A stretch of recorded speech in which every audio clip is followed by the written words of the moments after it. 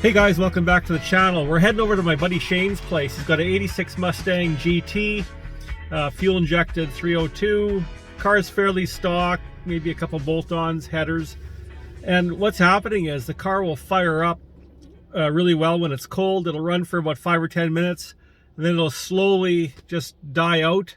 So we're gonna head over there and check the car out. I've been over there a couple other times, changed the TFI ignition module, checked for vacuum, just checked for obvious things, but after a while there would be no spark. So let's go dig into it. This is the car. It's actually an 86 Mustang with the pace car hood. It looks like an aftermarket front bumper, but I love it. T-top car, mesh wheels. We're going to dig into this car. We're going to fire it up cold and see what we can figure out and get this thing running so we can go cruising again. Shane, roughly how long will it run for? Like about 10 minutes. Okay, till it kind of gets warmed up. Yeah, fired up good. So like I said earlier, we did the TFI module. Because it had kind of a hunting idle, we did the air bypass solenoid. We actually changed the whole distributor. We put a different coil in. Just everything that you could think of that's ignition related. Because really this car is running like a top right now. So I'll just close the hood so Shane can drive it up front to his shop, and we'll let it warm up.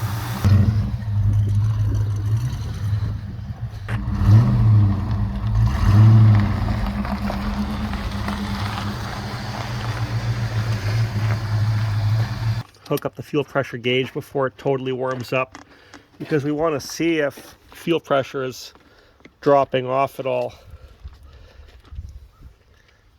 Vacuum gauge, we've got a decent amount of vacuum.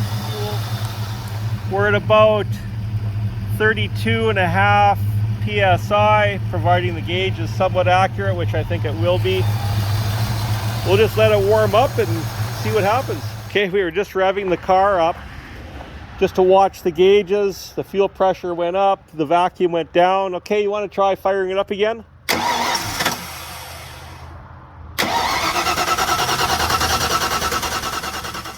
Okay, we're gonna check for spark here.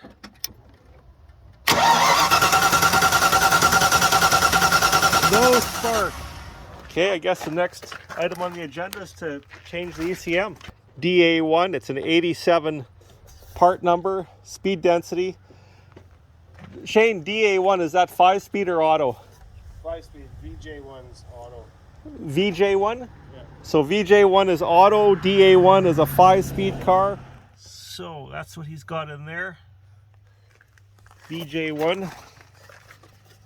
And we got a DA1. So that's an automatic ECM that's in there. Okay, we got the new computer in place. Fingers crossed. See if we hear the pump cycle. Yep, pump cycles. Fire it up. Well, we can definitely eliminate computer. You know, we're not getting any tach signal.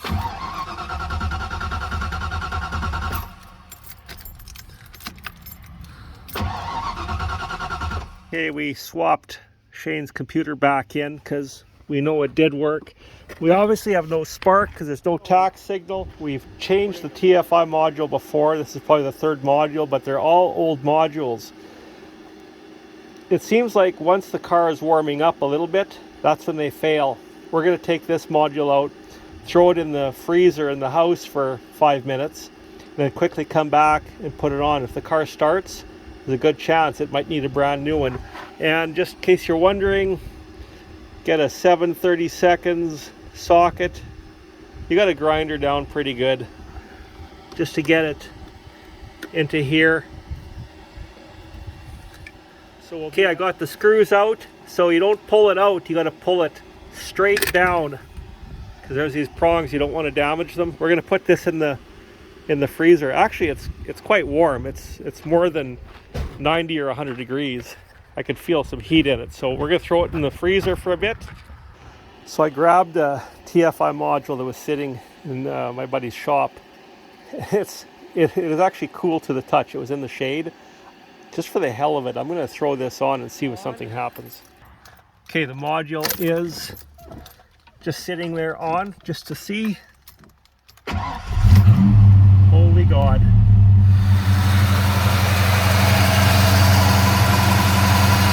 I don't know. That's got to be it. Every time we change the TFI module, the car would basically start. The module we put in the deep freeze wouldn't start the car, but when we changed the module, more often than not, it would start. So for some reason, there could be something in the distributor. I brought the distributor from the vehicle I had at home from 92 GT, and so far we set a record for how long this thing is running. But this is the longest it's ran for us. No wonder they remotely located these things to the right fender apron. That might Yeah, this is definitely a record for us. Gonna rev it up a bit. Okay, so far so good. So honestly, we don't know if it's the PIP module or the TFI module, but throwing in a whole distributor seemed to make a difference so far. So on the 86 5-liter Mustang that wouldn't start with the distributor problem, it turned out it was the PIP sensor, the Profile Ignition Pickup Sensor. What is it and what does it do? And where is it? So, take a distributor apart. Now, right inside here, when the distributor goes round and round, it gets the power from the coil, and it distributes it to all the different ignition points for each cylinder that the spark plug wires go to. There's a similar sensor in here to tell the computer when it's timing events. So if this is the PIP sensor, Profile Ignition Pickup Sensor. So to change it, you have to press out the roll pin on the distributor, press the gear off. Anyways, you have to take this shaft out, a couple bolts here, or a couple screws that hold this on, and then you'll be able to change the PIP sensor, Profile Ignition Pickup Sensor. Anyways, that was the problem on the 86. And it's not as common as this guy, the TFI ignition module. But anyways, they had that changed, and that was the problem. So it just goes to show that sometimes used parts don't always work, unless you take it from a known running car, which we did. But yeah, so far so good.